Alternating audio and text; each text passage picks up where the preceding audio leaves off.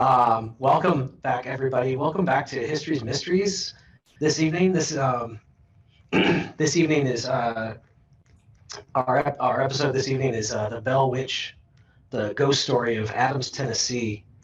Um, Thanks for joining us. My name is Mason at Independence Regional Library, and with me is, as always, is Bobby, Tiffany, and our new intern, Eric. Yay, Eric. Everyone is gonna have to give him tasks. You're gonna make him step and fetch and run and get, do hardcore research on the drop of a hat, right? Intern, good. Thanks for. This is the Bell Witch. Sometimes this is my introduction. Sometimes it's really hard to believe a ghost story. I don't know if anyone's ever told you a ghost story and they just say like, I've seen it, and you're like, that's nice. What's my takeaway from that? That's nice. That's good. Well, okay. And there's not much to it, and it's their experience, and that's all there is to it. And there's not much more to it than that. But this is a great American ghost story, and the most important thing about this is the takeaway from this is how much more there is to it than just hearsay. This is an incredibly compelling narrative that spans years and touches the lives of everyone in an entire town. So it's a lot harder to discount. That's why, thank you, Bobby, for choosing this to talk about, because it gives back so much when you start learning about the people involved and the phenomena that were experienced. You could explain away one of the things, you could explain away a few of the things, but you couldn't explain away everything. No matter how much we enjoyed the research for it, we're still at a loss, and sometimes the simplest explanation is the best, and I think the simplest explanation for this is paranormal. That's the simplest explanation. It's fascinating. Through all of the stories that everyone's told about this, if you visit the town, you learn that it changed entire people's lives. It altered the course of a generation, of a family. The Bell Witch it gets credit for very personal treatment of lots of individuals. It's credited with violent reprisals and mockery of arrogant interlopers, and it's credited with advocacy and protection of vulnerable youth, and it's credited with the ability to see the future and the present in different places at once. And it's the Bell Witch, the phenomenon was such an expressive and responsive apparition that everyone had their own personal experience and relationship with it, which was, like I said, very well established, predictable patterns of transactions with an unexplained phenomenon.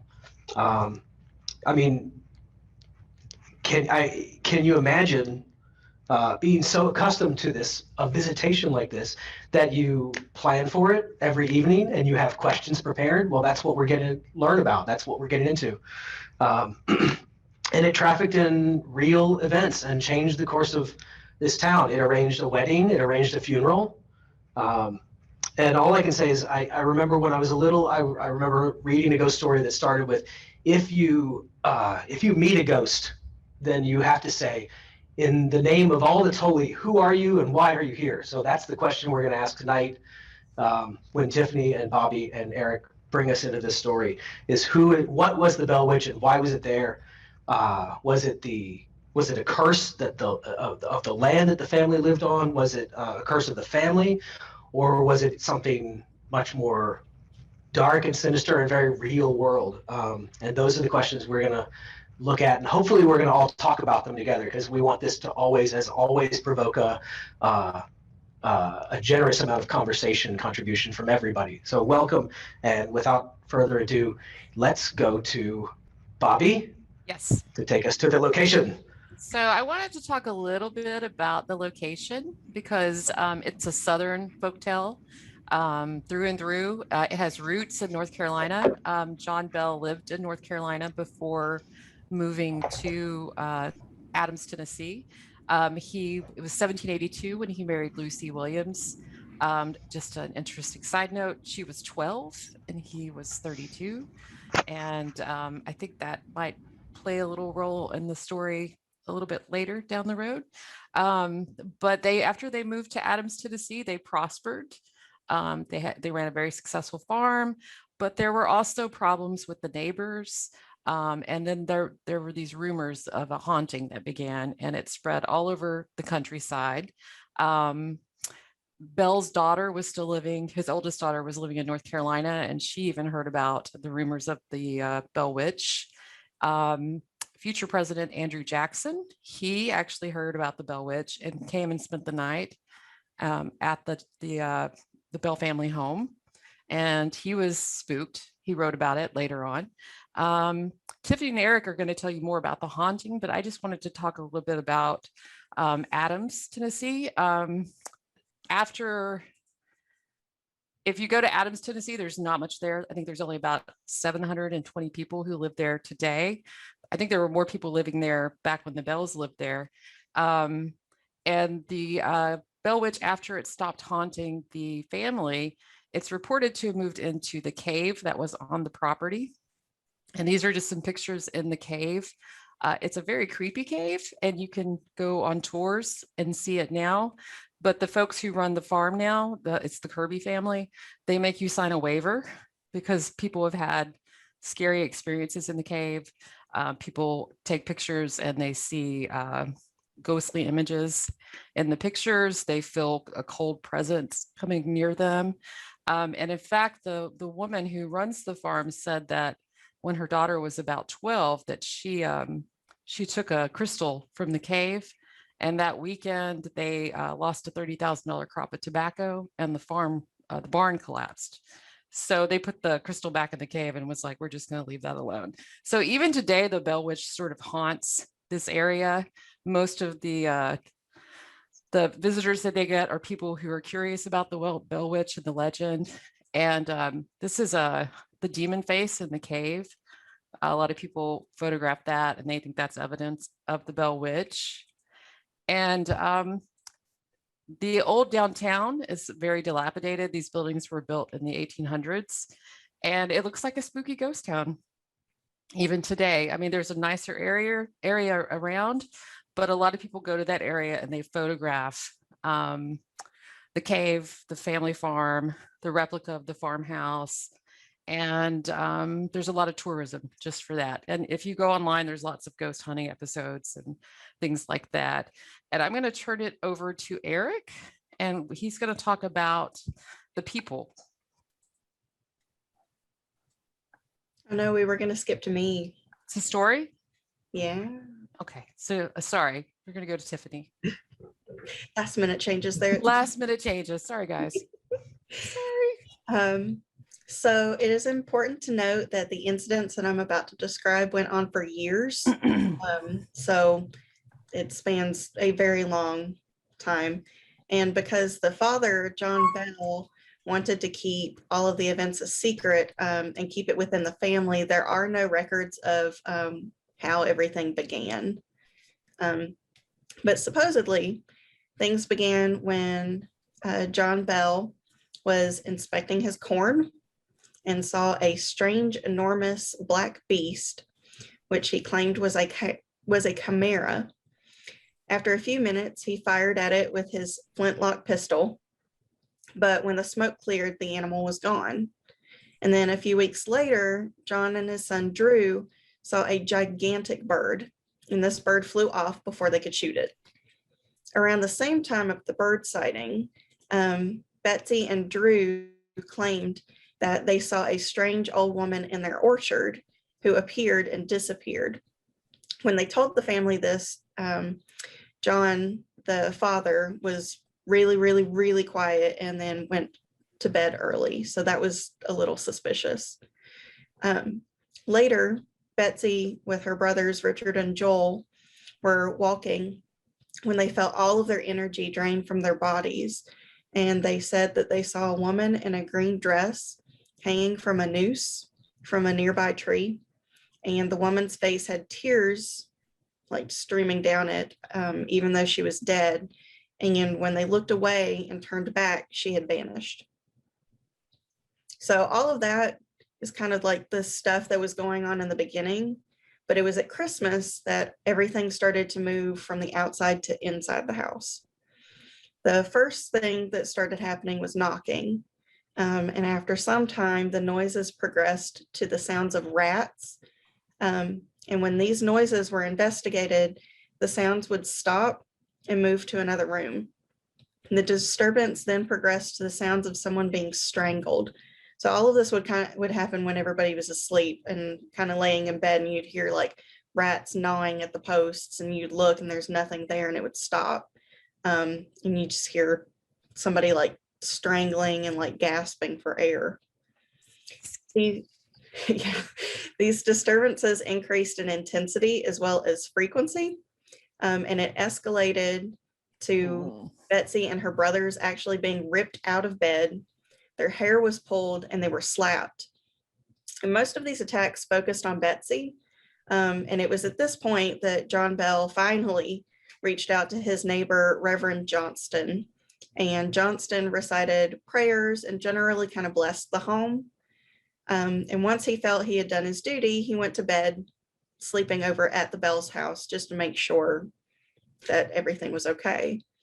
But these efforts were all for naught. Johnston's sheets were ripped off the bed, and snarling dog noises filled the entire house. It was at this point that Johnston felt like he might be a little bit out of his league, and said, maybe we should involve the rest of the town. So John Bell invited kind of the rest of the community to come in and investigate what the heck is going on in their house. Many felt these occurrences were either fake, because, I mean, really, honestly, would you believe that? Or ones that did believe thought it was perpetrated by local woman Kate Batts. Now, a word on Kate Batts. She was notorious in the community for putting on airs, so acting way fancier than she actually was. She would actually use really, really long, complicated words in the complete wrong way. She was late to church all the time, but nobody ever said anything to her, because when she did show up to church, she was the loudest singer, not the best, but the loudest. So she tried to make up for it. And overall, she was just a nuisance. And one story that had been told about her was that during a revival, a man was like coming to God, and he was up at the front, and everybody was in a circle around him, and they were like preaching, and everybody was really excited because he was doing the revival. And she pushed everybody out of the way and actually sat on him. And everybody was trying to be really nice and was like, Kate, there's a chair over here if you move. Completely refused to move. And the man started like gasping for air, because she was not a small woman. She's about 200 pounds, I think they said. About. Yeah. And she could refuse to move until he was shouting for God to take Satan off of him. And then she moved, and he was like, God saved me. And everybody in the revival, they just couldn't stop laughing. So she kind of made the Reverend a little bit mad, because everybody had to like leave, because they were just like laughing too much about the whole incident. So it's like, you can see why people started blaming Kate, because she was an easy person to pick on. She also threw a curse in the church. Yes. Bobby, just like about that? Yeah, I can't remember exactly. Was it at John Bell? Mm-hmm. I think it was. They had an issue. She had sold some property to John Bell and felt like she'd been cheated. And they had a confrontation in the church, and she was like, you're going to pay for this. And then that's when the hauntings seemed to start. So people used to call the Bell Witch Old Kate's Witch. And people thought she was either faking it or that she had actually put a curse on the family. Yeah. She didn't seem to have any problem getting attention, though. No, she was in her corporeal form. She was very she was a character. Yeah. She's definitely interesting. But Betsy became marriageable age, and she actually began being courted by both Joshua Gardner, who was 18 at the time and was her preference, and Richard Powell, the local 31-year-old school teacher. One day, Richard Powell was visiting when he and Betsy's mother heard a scream. And when they ran to check on her, they found that her door was blocked by sheets. After they moved the sheets, they witnessed Betsy being slapped hard enough to throw her head side by side. And these types of occurrences increased to Betsy even when she slept over at friends' houses, which of course concerned everybody. It was at this time that the Bells began attempting to actually communicate with the entity to see what it wanted. And they started asking questions such as how many rooms are in the house, and the entity would knock the appropriate amount of times. And after some time of asking these questions, the entity actually began to speak. It started with whispering, and it seemed to mock the attempts at exorcism by repeating the Bible verses used in the same voices as those that originally spoke it. So when people would try to exorcise it, it would basically repeat it back in like a mockery of their voice. The family finally asked who the entity was, to which it responded, "I am someone who was once happy and has now been disturbed." And after that, it seemed to have disappeared because there were no incidents that happened for months. But when things deemed safe, Betsy had a friend staying over, and they were talking on her bed when she was thrown off the bed and her shoes were ripped from her feet. And then she appeared to get slapped, and the combs in her hair were thrown out all at the same time. And it seemed that with every attempt to get rid of the witch, the attacks on Betsy would become more vicious. Seemingly, the entity drew power from Betsy during these attacks and used this energy to gossip about the neighborhood.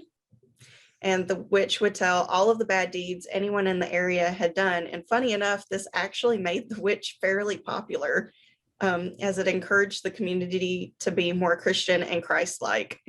So it would go around and be like, well, you know, that guy James over there, now I saw that he was skipping out on church, and you're gonna have to go do something about that. And so everybody's like, yeah, that's great. Thank you, Kate the Witch. And it was to the point that even some thought that if the entity had run for mayor, that it might actually get elected as mayor. It literally knew all the gossip in the town. It knew all of the gossip for the entire town. And it would tell people would camp out at the Bell House, which he never charged. Like, he didn't charge admission. He just wanted people to come and I guess verify that this was happening. And they would ask questions, and the ghost would, or witch, whatever, the haunt, would share information about the town and give them details. It got to the point people were afraid to do anything that might even be thought of as bad for fear that Kate the Witch would out them to the community. And then, yeah, so John Bell would invite people to come and stay at his house. And he did it free of charge so that nobody could claim that he was profiting off of his family's misery. And when visitors asked the witch who it was or where it came from, it would give a different answer every single time. And the entity actually began playing tricks on the family, and it would retell these tricks to all of the visitors that came to see the witch. So it was like a show, basically. And one of the tricks that it did was it said that it had, in life, it had buried treasure nearby in the creek, and that the only way that they could get this treasure is if they sent the father and the two sons out to dig. And it told them exactly where to go, and like right down to like the rocks that was around the area. And they dug all day long. And then they came back and they were all filthy and gross. And the witch started laughing at them and was just like, I can't believe that you believed me. And like recounted how everybody was acting and how dumb they were and stuff. And like everybody was laughing except for them, of course. So it was really like a show.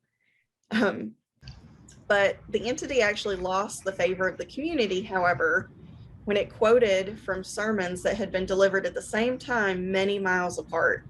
And people said that this was the devil's work. So it's okay that it's gossiping about people and all of these other things, but you cannot quote two sermons that were being done at the same time. That's the devil's work. Once you start doing the job of Sunday morning television, that's Yep. Well, and there were already 3 preachers in that town, so that was a little more competition than they wanted. So Yes. Right. So we don't do that here. Kate continued to torment the family, relentlessly vowing to kill John Bell. And when Bell breathed his last breath in 1820, a vial of what was presumably poison was found. And this was taken directly from one of the books that is in our resources. John Bell Jr. gave some of it to the cat, which died instantly. The entity then spoke up, exclaiming joyfully, "I gave old Jack a big dose of that last night, which fixed him."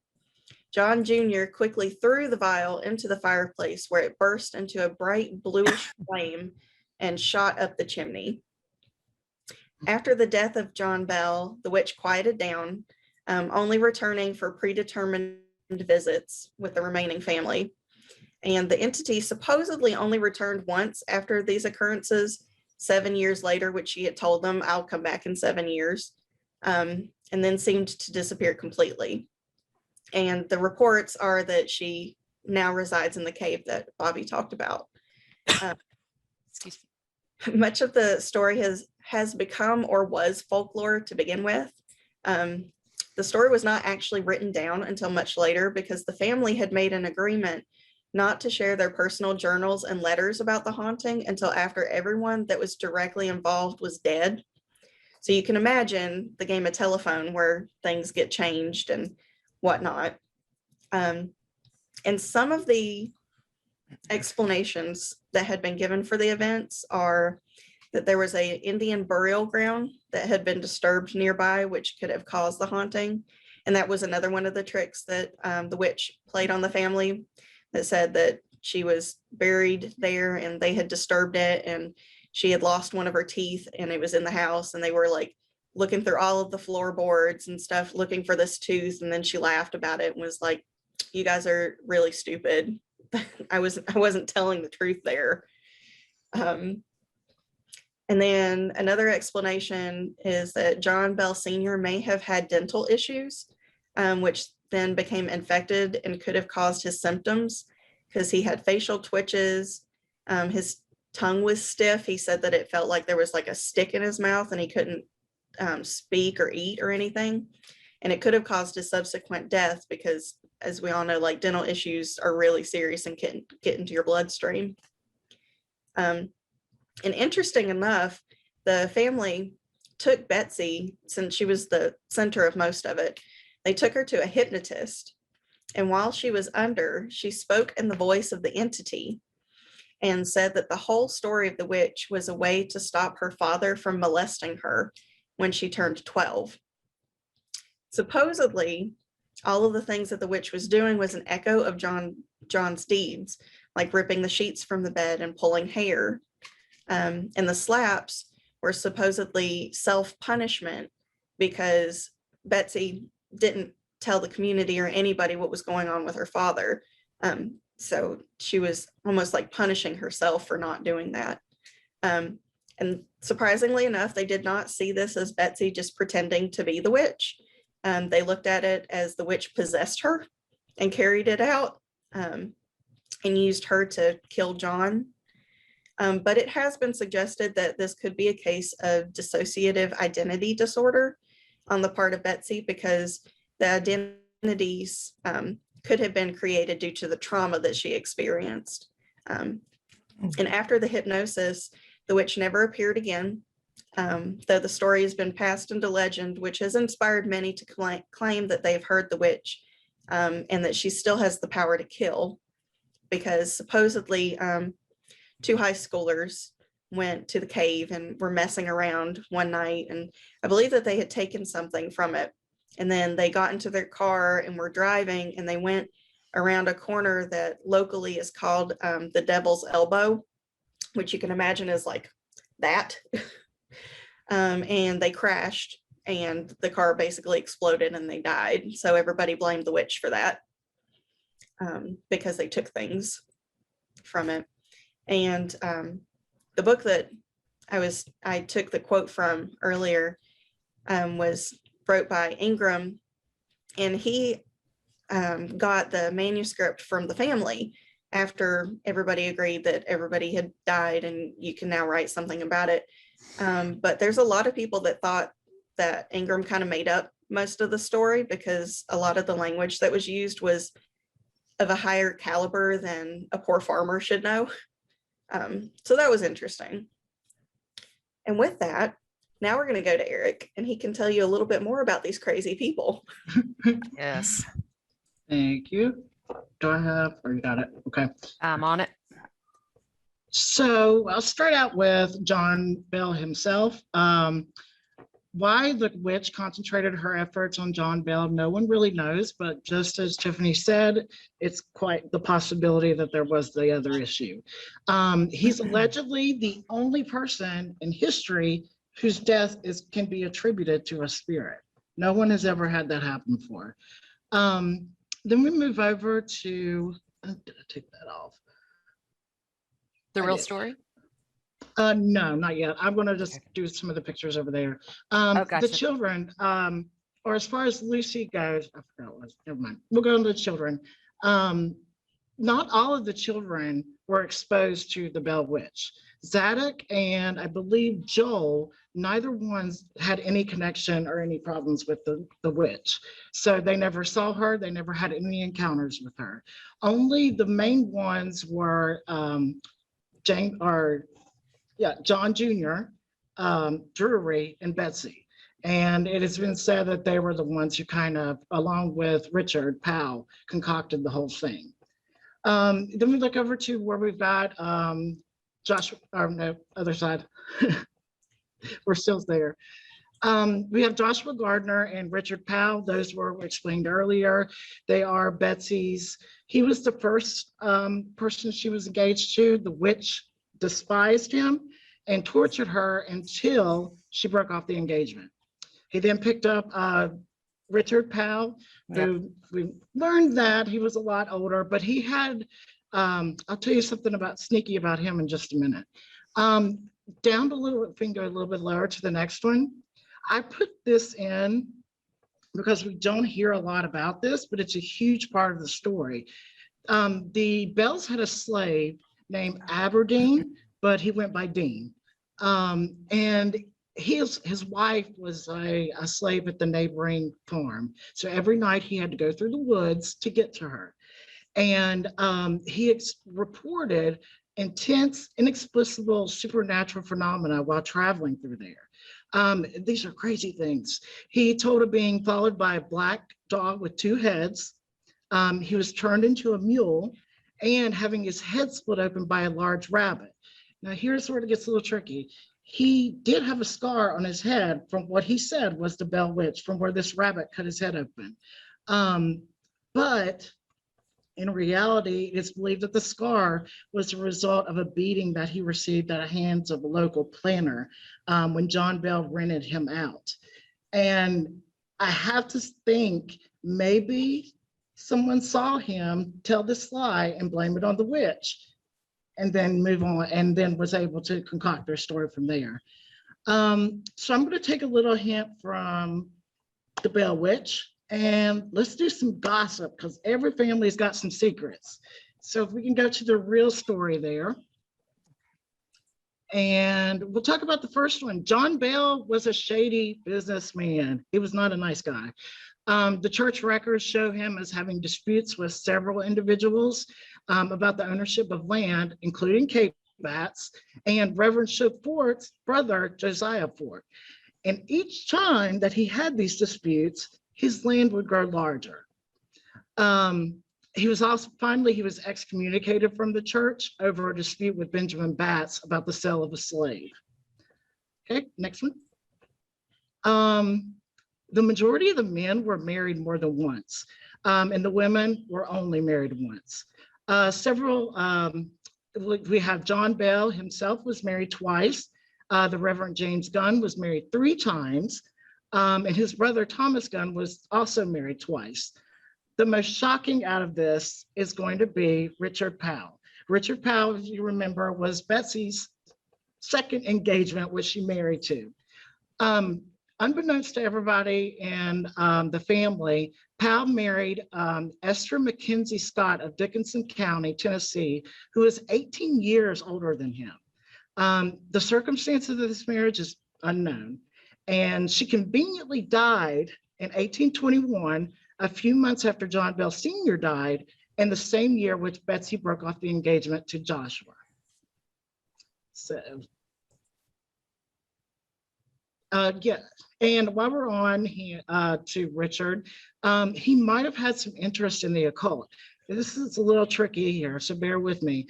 The Gardner and Bell family kids were in school because he was their teacher, and he had given them this homework assignment that they really just didn't understand. So they're walking home, they're discussing it. They decided to go back and ask him some questions. They found that the door to the school was locked and heard the distinct sound of Professor Powell's voice coming from inside, speaking a language that they didn't understand. When he heard the knocks, he stopped his speaking, opened the door, and saying they must have been daydreaming or something, that no one else was there.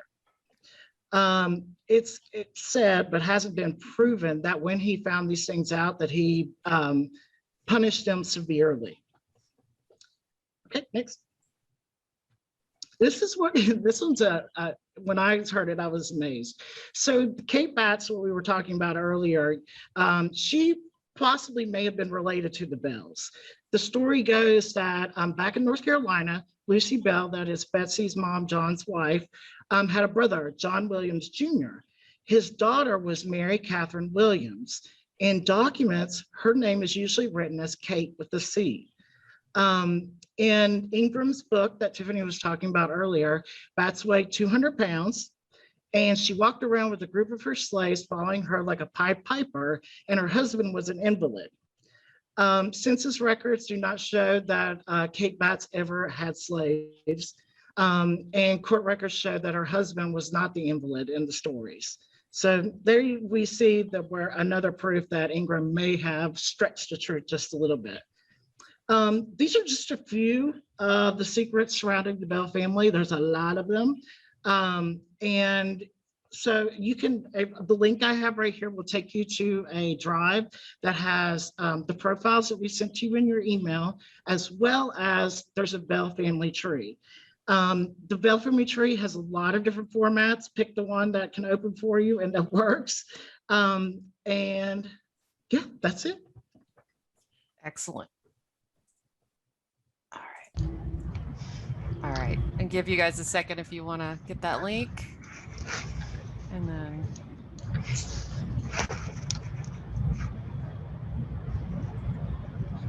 back out. Wow, that was a lot of dirt on the family. Oh yeah. Yeah, there's a lot Thanks. There's a lot more. We're right up there with Kate with this gossip, guys. more. Yeah. In the profiles, you can see, read more about them. There's a lot more dirt in there. Yeah. It's a small town in Tennessee, so you know there's going to be a lot of dirt.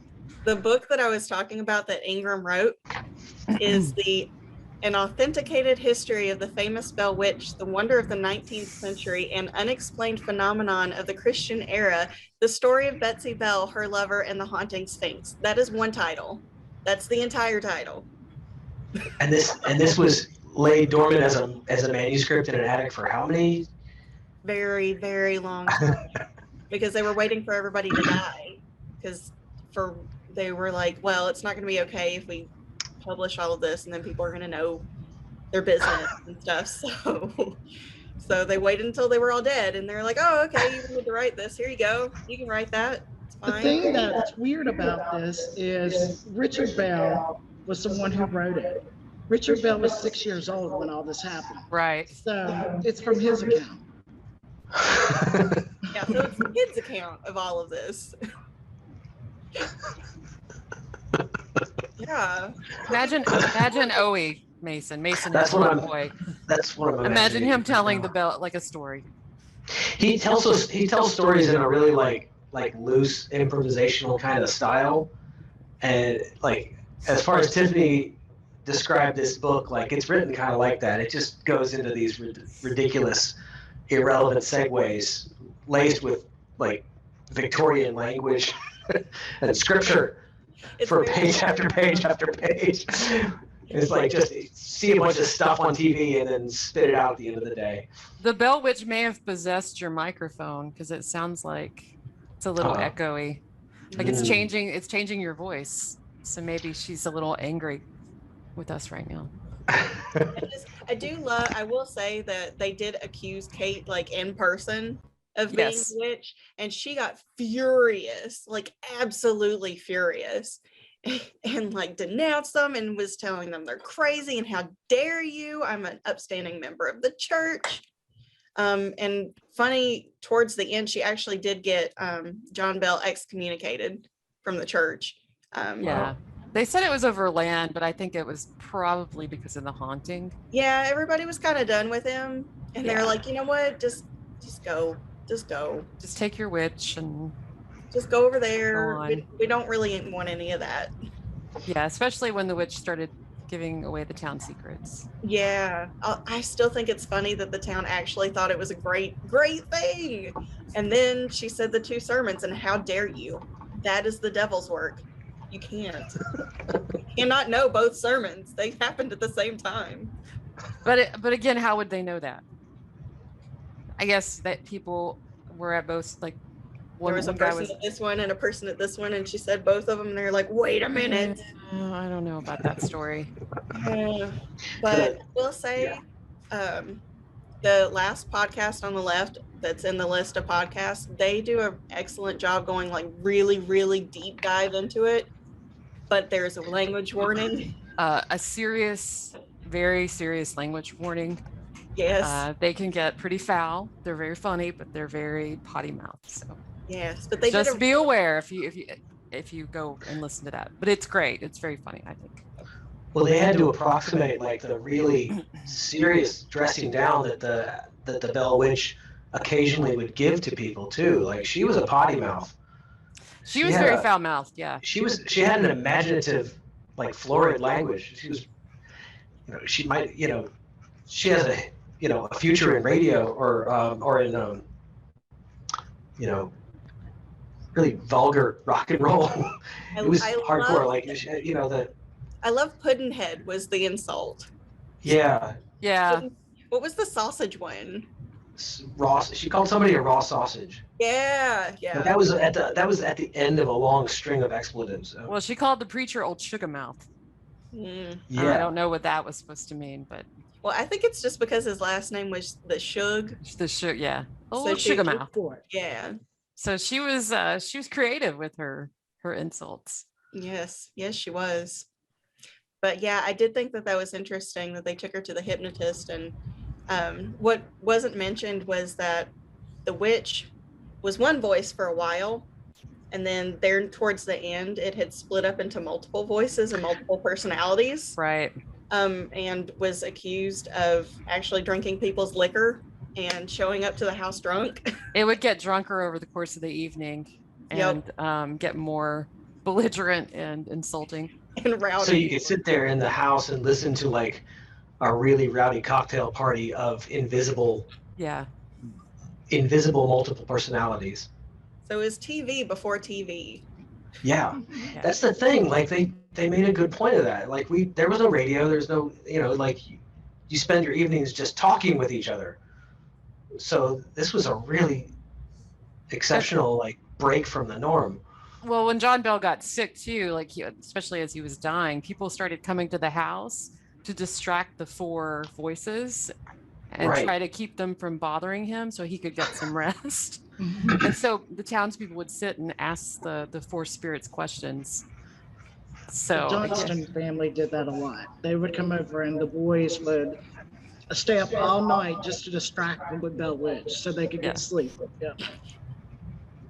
Yeah, it's crazy. Great. Yeah, the best phrase that I heard to describe like an explanation of this, I would never have thought that you could attribute all this to something called weaponized ventriloquism, because that sounds like a carnival act and sounds really stupid, I think. But like, it's a good it's like that was the explanation that the last podcast on the left had, like a suggestion. It's really original to like. to Yeah, first be a ventriloquist and then use your To be able to talent for throw your evil. voice Right. into different, to make it sound like it's coming from different parts of the house. Well, and like one of the reasons that even got brought up to begin with is that the brothers would actually go to New Orleans like every year to sell their crops and stuff. So a lot of people were like, oh yeah, the brothers must have learned ventriloquism down in New Orleans and they're in on it with Betsy and they're doing all this crazy stuff. So this is an interesting explanation there. Yeah. But yeah, so what do you, I don't know what you guys think. What do you There's a guys lot of think? things that can kind of explain some of it away, but not all of it. Yeah. Speaking of explanations, like there's real world like repercussions to all this. Like what Betsy did marry the guy that the witch wanted her to, right? Yep. And John Bell did die, a pretty storied and painful death. So what are the explanations for that? Well, and like, he what's was the old. best one that fits all of it? That was the thing. What John Bell was, I don't remember how old they said he was, but he was older for that time period. Mm-hmm. So I don't know. I think that the dental thing is probably the most likely of what happened with him, but I have no idea what to say about some of the random voices when other people were around. Like that's what gets me, because like Betsy, sure, you can pretend to be slapped like caw, caw, and like all of this other stuff, sure. And the dad, like he could have had dental disease and blah blah blah blah blah. But like, how do you explain some of this stuff? Yeah, I'm with you. Like I buy into the Betsy was molested story and the dissociative personality, but then there's other things that doesn't cover, things that Yeah. happened, and it doesn't explain like the different voices, how many people in the town saw, how would she know the sermons if that's true, how would she know all the town gossip if she was like 14, 15? So yeah, I have some questions.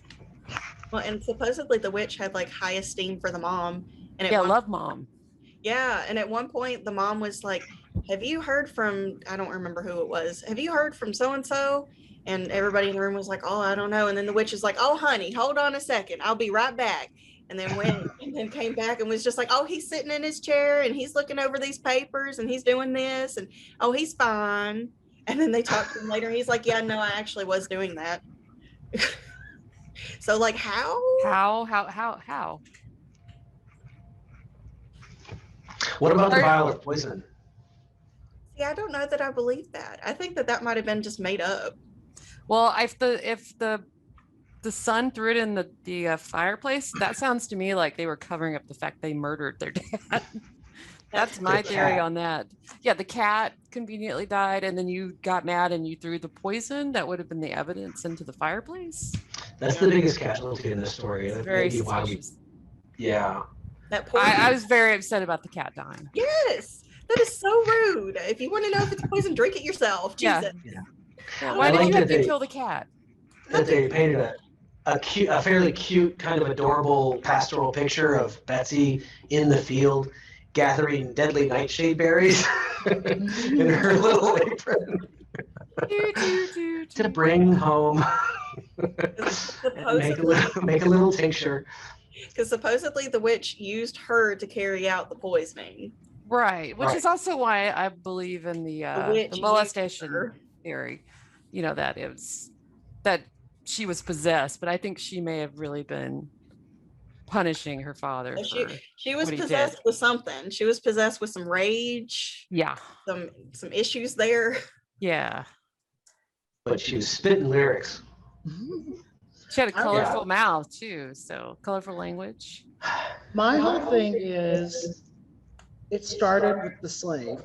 He was traveling at night. He was seeing all these weird things. He's psychologically trying to deal with the trauma that's happened to him by explaining it this way. I think then the boys and Betsy saw this and took off with it. And they say that Richard was the brains about it, the situation. So maybe why he was chosen over Joshua.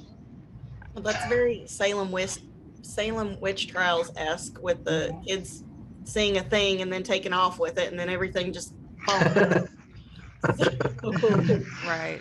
So I would not be surprised. And moral of the story, if you go back in time, do not listen to the children. They're just liars, and they just destroy your community. But it also, it's interesting that people still report strange things happening in the cave. Strange, like the barn collapsing a couple of days after the car accident. The photograph I had of the downtown, it was on a blog, and the guy said, I went down there specifically to photograph this, very creepy looking downtown. And the first thing that happened was this mom and little boy came up to me, and the little boy was like, you shouldn't be here. And he was like, am I in a horror movie? What is happening? And the little boy was like, there are ghosts here. You shouldn't be here. And he was like, so that was my experience in Adams before I even got to the Bell Witch Cave. So there does seem to be like a creepy kind of something still about that place that unnerves Silent people. Hill vibe there. Yeah, a little bit. Well, it also it inspired the Blair Witch movie. It was loosely based on the Bell Witch. Which when you told me that, I was not surprised, because I'm like, Blair Witch, Bell Witch. Yeah, right. You went real far with that name. Yeah, they didn't stretch it out too far, and it's based on some other things. Other things have influenced other stories and movies. One thing I didn't see in any, I didn't see in the takeoffs in like the derived stories like the Blair Witch, or like you can't go. They didn't show like the delightful, charming, sunny like riverboat ride that you can take. You can't like we could put in a plug for all the tourist attractions in Adams, Tennessee. Like when in brooding and dark and haunted, dilapidated Adams, Tennessee, make sure to take a canoe trip before you stop by the cave and steal a rock and bring it home and almost and curse your family for generations. Yeah, there's a lot of fan mail on the official website from people who like regretted borrowing something from the cave and then mailing it back. Yeah. To the cave. You can get a joint like canoe Blair Witch tour pass for the day, so you can go to the cave and then go canoeing. Yeah, and that's their whole thing. That's what their whole economy is based on. Like the Donner Party, like the Donner Lake. Yeah. Yeah. The big thing to remember is what happened was Betsy could have done it. And then what we know about it was written by a 6-year-old's memory. That's everything. Nobody wrote anything that actually had an eyewitness to it. So, these things have been created. We really don't know what happened. I personally think that there was so much trauma there, so much excitement, so much desire to see something that it may have created something. Well, yeah, Ingram actually went around and talked to different people to get different accounts, and of course they knew he was writing a book. So why would you not embellish a little bit to make yours sound more impressive than everybody else's? Like, oh no, I remember that night she came in, she was just doing all of this stuff. So there's a whole lot of questionability there. But yeah, that's my question with the cave and stuff. There's some stuff that you really can't explain away, honestly. Right. And there's I don't remember exactly the origin story, but basically when a girl becomes a woman, basically starts having periods, that's often associated with hauntings or possessions. There's like a narrative story throughout a lot of horror stories. Yeah, supposedly. If that makes sense. I'm not sure I explained that very well. Supposedly the first egg that gets dropped can turn into a poltergeist. Right. There's some sort of mythology about that. So that factors into the Bell Witch a little bit too. I mean, Tiffany, when you did the best histories, mysteries ever about history of witchcraft, did you guys touch on that at all? I don't think actually, No, it didn't say anything about that. Most of it was just talking about how the children were little liars and basically got a lot of people killed. So, Yeah. So that's our takeaway. takeaway. If you go back in time, don't listen to the children. Don't do it. It's a bad plan. This has been History's Mysteries. Thanks for joining us, everybody. Have a good night. Good night.